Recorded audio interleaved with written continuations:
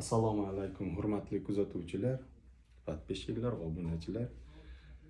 Bugungi qisqa videomizni boshlaymiz. Reduktorlarni usleni oddiy yaxshi reduktorlarni ko'rsatib o'tib ketamiz. Kimga qiziq bo'lsa, like, podpiskani bosishni unutmanglar. Manzilimiz Arqbuloq bozori, C19 do'koni.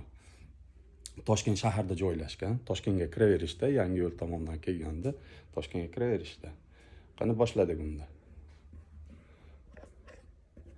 Kimga motorlar kerak bo'lsa, miyalar, kontrollerlar kerak bo'lsa, barcha turdagi ehtiyot qismlari mavjud. Bugungi ko'rsatadigan narsamiz reduktorlar.